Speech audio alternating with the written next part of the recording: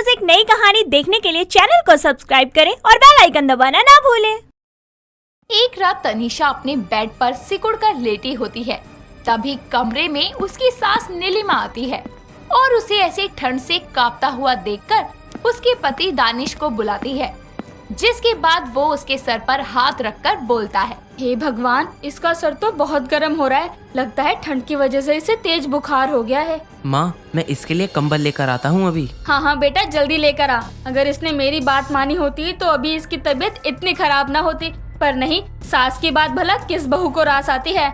बहू, तू ठीक तो है ना? माँ जी, मुझे बहुत कपाट सी हो रही है, हीटर ऑन कर दीजिए ना। उसके इतना कहते ही नीलिमा रूम में हीटर ऑन कर देती है और दानिश भी उसे कंबल उड़ा देता है। तनीषा को शुरू से ही मॉडर्न कपड़े पहनने का बहुत शौक था। चाहे गर्मी हो या सर्दी, वो स्लीवलेस ड्रेस और शॉर्ट ड्रेसेस ही पहना करती और वो दिखने में भी बहुत हॉट थी। वो जहाँ भी जाया करती, अपने जलवों से वहाँ का टेम्परेचर बढ़ा दिया करती और अपनी इसी हॉटनेस पर उसे बहुत ज्यादा गुरूर था। ऐसे ही कुछ दिन बीतते हैं और उसकी शादी दानिश नाम के लड़के से हो जाती है, जिससे वो बहुत प्यार करती थी और ससुराल में भी वो ऐसे ही स्लीवलेस और शॉर्ट ड्रेसेस डाला करती। नवंबर का महीना शुरू होता है। हवाओं में थोड़ी ठंडक आनी शुरू हो जाती है और एक दिन तनीषा शाम के वक्त बाजार से सब्जी लेकर घर आती है तो वो देखती है कि उसकी सास चादर को ओढ़े हुए हॉल में बैठी है। तनीषा उसके पास आकर बोलती है, माँ जी, आपकी तबीयत खराब है क्या, जो आप ऐसे शॉल ओढ़ कर बैठी हैं? क्यों, तबीयत खराब होने पर ही शॉल ओढ़ सकते हैं क्या? ठंड लगने पर नहीं। अच्छा, तो आपको ठंड लग रही है, ऐसा बोलिए ना।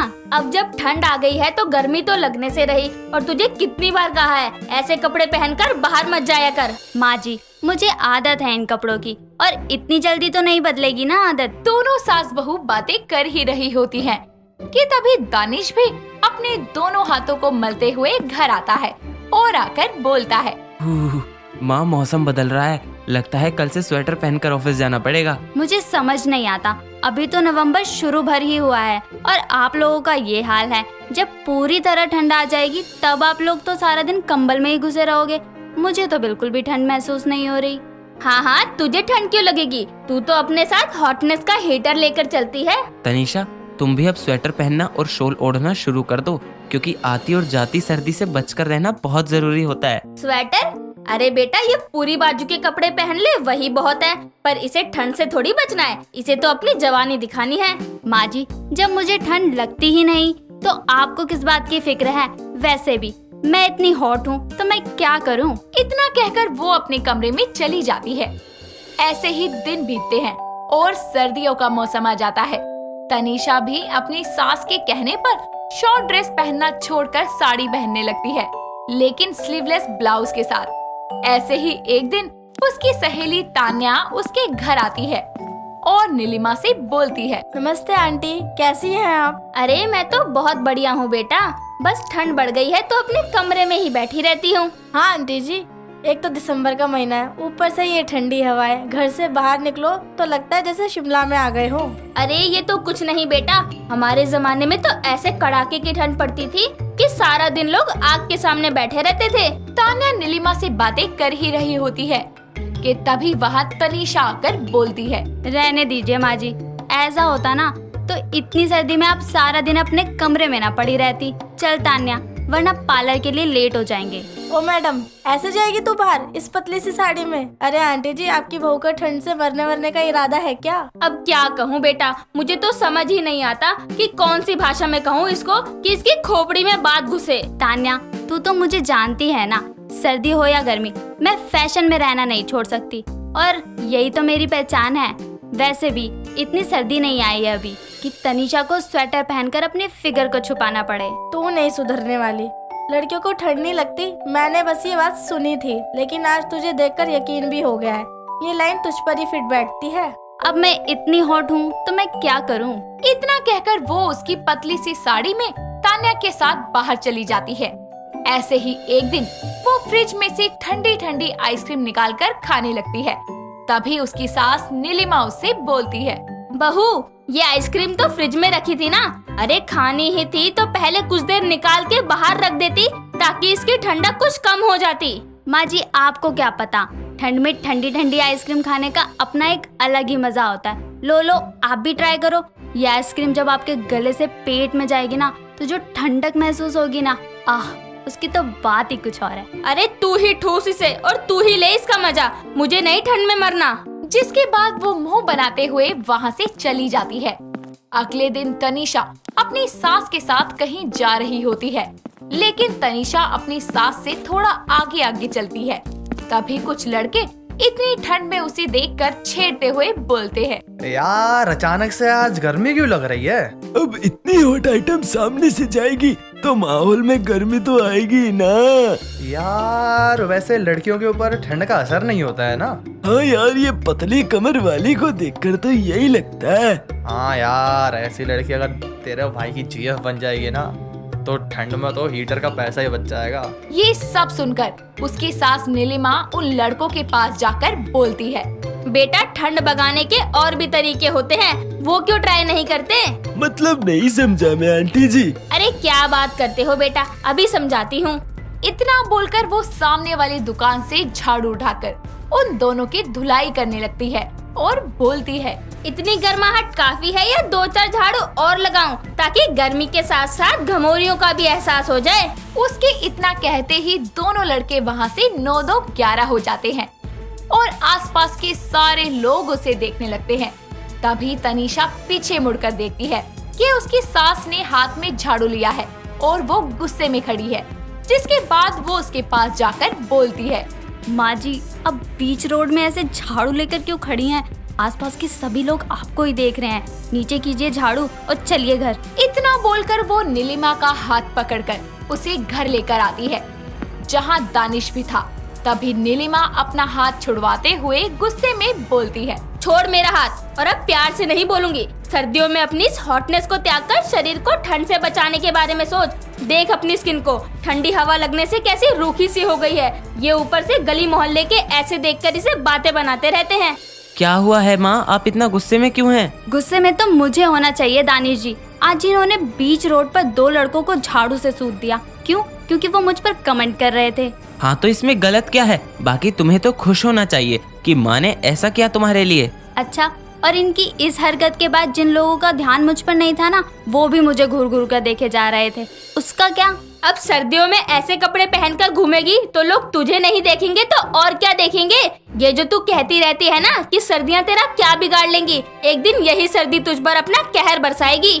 बस माँ जी, जो होगा देखा जाएगा। इतना कहकर वो बिना कुछ सुने ही वहाँ से चली जाती है। समय बीतता जाता है और एक दिन सर्दियों के कारण बहुत कोहरा था। तभी तनीषा तान्या से मिलने एक पतली सी शॉल ओढ़कर बाहर जाने लगती है। तभी उसकी सास बोलती है, अरे बहू तेरा जाना जरूरी है क्या? मौसम देखकर लगता है कि बहुत बारिश होगी, तू कुछ गर्म पहन ले और छतरी भी ले जा। अरे माँ जी आप चिंता मत करो, मैं थोड़ी देर में ही तो घर आ जाऊंगी। जिसके बाद वो अपनी सास की बात माने बिना ही चली जाती है। कुछ देर बाद जब वो घर वापस आ रही होती है तो ठंडी हवाओं के साथ हल्की बारिश होने लगती है और वो बारिश में भीग जाती है, साथ ही कांपते हुए घर आती है। उसे ऐसे कांपता हुआ देखकर उसकी सास उसे तौलिया ला कर देती है। जिसके बाद तनीषा अपने कमरे में जाकर कपड़े चेंज करके सो जाती है। दानिश उसे कंबल उड़ाकर डॉक्टर को कॉल करता है और कुछ देर में डॉक्टर उसे चेक करके बोलती है, इतनी ठंड में भीगने के कारण सर्दी से इन्हें हाई फीवर हो गया है और साथ ही सर्दी जुकाम के सिम्टम्स भी हैं, इसलिए सर्दी में इनका खास ध्यान रखिए आप लोग। बाकी मैं कुछ मेडिसिन दे देती हूँ। इतना कहकर डॉक्टर चली जाती है। जिसके बाद नीलिमा कहती है, देखा बहू, ठंडी को हल्के में लेने का नतीजा। अब नहीं कहेगी माँ जी मैं बहुत हॉट हूँ, मैं क्या करूँ? नहीं माँ जी, मैं समझ चुकी हूँ कि हर चीज की हद होती है और फैशन के चक्कर में हमें खुद को नुकसान नहीं पहुँचाना चाहिए। कंचन एक बहुत ही प्यारी समझदार लड़की थी। उसके घर में उसकी माँ मेघा और पिता किशोर रहते थे। कंचन को हमेशा से बच्चों से बेहद प्यार होता है। एक दिन उसके लिए सोहम नाम के लड़के का रिश्ता आता है। सोहम बहुत ही रिस्पॉन्सिबल और हैंडसम लड़का होता है। वो अपनी माँ सुधा और पिता महेश के साथ कंचन के घर पहुँचता है और फिर सब मिलकर बातें करने लगते हैं। नमस्ते भाई साहब, नमस्ते बहन जी। जी नमस्ते। जी नमस्ते। कंचन कहाँ है? अरे बुलाइए उसे, सुना है बड़ी गुणवान है आपकी बेटी। मेघा अपनी बेटी को आवाज लगाती है और तभी कंचन वहाँ नाश्ता लेके आ जाती है। सोहन को उससे पहली नजर में प्यार हो जाता है। कुछ ही समय बाद उन दोनों की शादी हो जाती है। कंचन अपने ससुराल में बहुत खुश होती है और 3 साल यूं ही हंसते खेलते बीत जाते हैं। पर कंचन अभी तक माँ नहीं बन पाई और ऐसे ही एक दिन उसकी ननद पायल का कॉल आता है। हेलो दीदी, कैसी हैं आप? मैं ठीक हूँ भाभी, आप कैसी हैं? ये लीजिए, मम्मी जी भी आ गई, आप उनसे भी बात कर लो। अरे लाडो कैसी है? बहुत खुश हूँ माँ, एक खुशखबरी है। वाओ दीदी, जल्दी से बताओ ना। भाभी तुम मामी बनने वाली हो। हाय मोरे राम साईं, ये तो बहुत बड़ी खुशखबरी है। सदा खुश रहे मेरी बच्ची। अरे भाभी, अब आप मुझे कब बनाएंगी बुआ? इतना वेट करवाएंगी? अच्छा मैं कल घर आ रही हूँ आपके पास, ठीक है? इतना कहकर पायल फोन रख देती है। अगले दिन पायल घर आ जाती है। कंचन और उसकी सास उसका बहुत ख्याल रखते हैं। देखते ही देखते पायल की गोद भराई का दिन आ जाता है। मोहल्ले की सभी औरतें उसके घर आती हैं और सुधा और कंचन को ताने देने का कोई मौका नहीं छोड़ती। ऐसे ही फंक्शन के बीच में ये सुनो, इसकी शादी को इतना वक्त हो गया है, अभी तक इसके एक बच्चा नहीं हुआ। मुझे तो पक्का पता है, ये बांझ है, बांझ। हाय मनूस है ये तो, मैं तो अपनी बहू पर इसकी परछाई भी न आने दूं। सबकी ऐसी बातें सुन के सुधा का मन बहुत दुखी होता है और वो अपनी बहू कंचन के पास आ जाती है और उससे गुस्से में बोलती है, अरे मोरी मैया, सींग मारे गैया, अरे कितने ताने दिलवाएगी लोगों से, कैसी कैसी बातें करते हैं सब। हाय मुझसे तो सुना ही नहीं जाता अब। मॉम, आप तो सब जानते हैं ना कि मैं और सोहम पूरी कोशिश कर रहे हैं। अरे मुझे नहीं पता, मुझे इस साल पोता या पोती चाहिए ही चाहिए। मॉम जी, आज मैं और सोहम डॉक्टर के पास जा रहे हैं एंड आई प्रॉमिस आपको गुड न्यूज पक्का मिलेगी। शाम हो जाती है। सोहम और कंचन डॉक्टर के पास जाते हैं, जहाँ टेस्ट में पता चलता है कि कंचन कभी माँ ही नहीं बन सकती, वो एक बांझ है। ये खबर जैसे ही सबको पता चलती है, घर में दुख का माहौल बन जाता है। आसपास के सभी लोग सुधा को और भी ज्यादा ताने देना शुरू कर देते हैं। कंचन भी धीरे धीरे लोगों की बातों से डिप्रेस होने लगती है। सुधा से उसका ये हाल देखा नहीं जाता और वो उसके पास जाती है और बोलती है, कंचन बेटा, ये कैसे हाल बना रखे हैं अपने, मुझसे तेरा ये दुख देखा नहीं जाता। मॉम, आखिर मेरे साथ ही ऐसा क्यों हुआ? मेरी ही कोख सूनी क्यों रह गई? अरे तू चिंता मत कर, कोई ना कोई रास्ता जरूर मिल जाएगा, बस थोड़ा सब्र रख। मेरी वजह से आपको लोगों के ताने सुनने पड़ते हैं, इतनी जिल्लत उठानी पड़ती है। नहीं तू ऐसा मत बोल, लोगों का तो काम है कहना। हम डॉक्टर साहब से बात करते हैं, कुछ तो हल जरूर मिलेगा।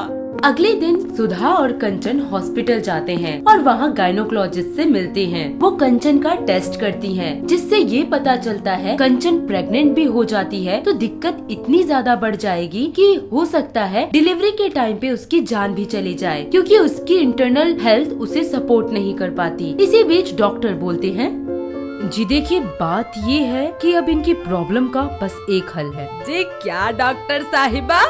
डॉक्टर साहब जल्दी बताइए डॉक्टर साहब, मैं माँ बनने के लिए कुछ भी करने को तैयार हूँ। टेस्ट ट्यूब बेबी, ये ही इनकी प्रॉब्लम का हल है, पर वो भी तब जब कोई और महिला ये सब करने के लिए रेडी हो। तो आप ढूंढ लीजिए कोई ऐसी महिला। पर ऐसी कौन औरत होगी जो 9 महीने अपनी कोख में मेरे लिए बच्चा रखे, दर्द सहे और फिर मेरी गोद भरे। अरे तू चिंता मत कर बहू, ये मैं कर लूंगी तेरे लिए। डॉक्टर साहिबा आप बस इतना बताइए कि करना क्या है। मैं अपने बहू बेटी की खुशी के लिए आसमान से तारे तोड़ सकती हूँ। नहीं मॉम जी, आप ये सब क्या कह रही हैं? पहले ही मेरी वजह से आपको इतना दुख हुआ है, अब और नहीं। अरे पगली है क्या? एक औरत होकर मैं तेरा दुख नहीं समझ सकती हूँ क्या? अपनी सास सुधा की बात सुनकर कंचन की आंखें भर आती हैं। मॉम जी, आप वर्ल्ड की बेस्ट सासू माँ हैं। इस तरह सुधा अपनी बहू की खुशी के लिए टेस्ट ट्यूब बेबी करने का फैसला लेती है। कुछ दिन बीत जाते हैं, सुधा प्रेग्नेंट हो जाती है। घर में खुशी का माहौल बन जाता है, पर वो अपने आसपास के लोगों को इसके बारे में कुछ नहीं बताती। पर आप तो जानते हैं ना कि लोगों का तो काम है कहना, और बिना कहे कहाँ रुकते हैं वो। तो देखते हैं सुधा और कंचन पार्क जा रही थी तो लोग कैसी बातें बना रहे थे। हाय हाय देखो, शर्म नहीं आती, इस उम्र में पेट में बच्चा लेकर घूम रही है। बहू तो माँ बनी नहीं और सास को देखो पेट फुलाकर घूम रही है। हाय राम, जरा सी भी शर्म नहीं है। सरेआम कैसे घूम रही है सास बहू, देखो तो। लोगों की बातें सुनकर कंचन को बहुत गुस्सा आता है और वो बड़े जोर के साथ कहती है, बस कीजिए आप सभी लोग। अरे हद कर दिया आपने, बोलने की भी कोई लिमिट होती है। और क्या गलत कर दिया मेरी सासू माँ ने टेस्ट ट्यूब बेबी लेकर। अरे मेरी खुशी और आप जैसे लोगों का मुंह बंद करने के लिए उन्होंने ये कदम उठाया। मुझे गर्व है मेरी सासू माँ पर, और शर्म आती है आप जैसे लोगों पर जो समाज को और सबकी सोच को गंदा कर रहे हैं। कंचन की बात सुनकर वहाँ खड़े सभी लोगों का शर्म से सर झुक जाता है। तभी सुधा बोलती है, अरे बहू तू रहने दे, क्यों इनके मुंह लग रही है? चल घर चलते हैं।